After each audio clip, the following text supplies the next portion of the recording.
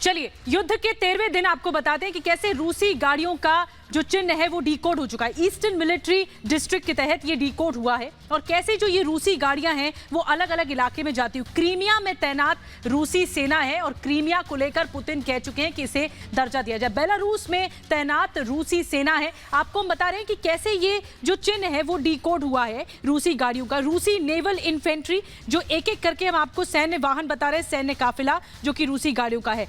इसके अलावा जो कदाइरोव चेचन्या है ये भी रूसी सेना के काफिले में शामिल। अल्फा ग्राउंड स्पेशल फोर्सेस भी ये रूसी गाड़ियों के काफिले में शामिल होती है। और यही हम आपको बताना चाह रहे हैं कि जो रूसी काफिला है, जो सैन्य काफिला है, जो अपने हमले बढ़ाता जा रहा है, उसके तहत ये सारी चीजें आ रही हैं।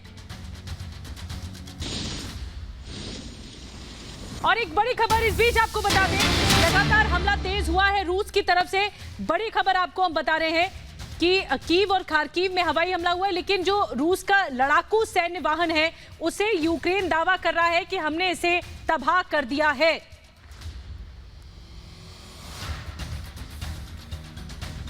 और ये तस्वीरें आपको दिखा रहे हैं, BMD-2 वाहन है जिसको नष्ट कर दिया गया है। ये देखिए किस तरीके से परखच्चे इस वाहन के उड़ गए हैं। तस्वीरों में आप देख सकते हैं।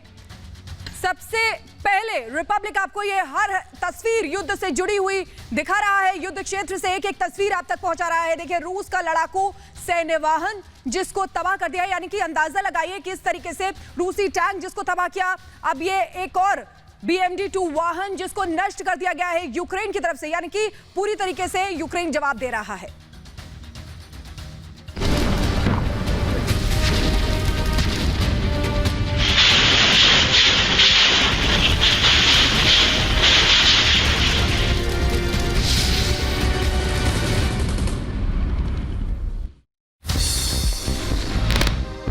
रूस के हमले की नई तस्वीर आई सामने। रूस ने तबाह किया यूक्रेन का एंटी एयरक्राफ्ट गन। यूक्रेनी सैन्य वाहन को भी निशाना बनाया गया। KA-52 हेलीकॉप्टर से हमला किया गया।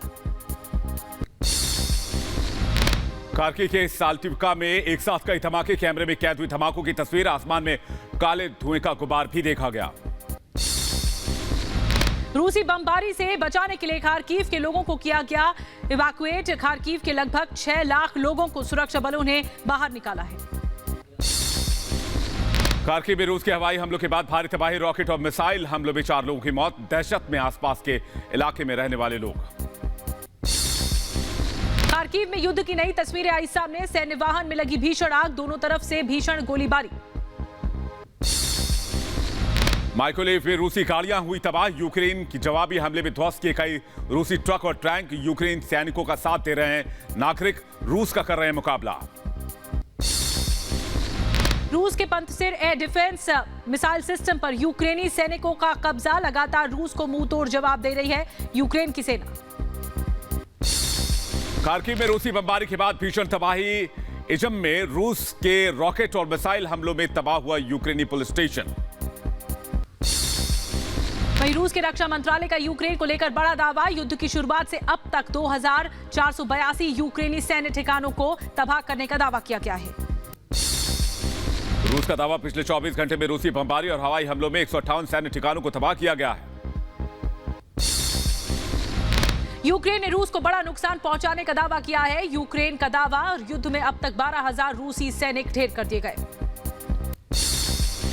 यूक्रेन के सैनिकों ने 303 रूसी टैंक, 1036 बख्तरबंद गाड़ियां, 120 आर्टिलरी यूनिट तबाह करने का दावा किया है।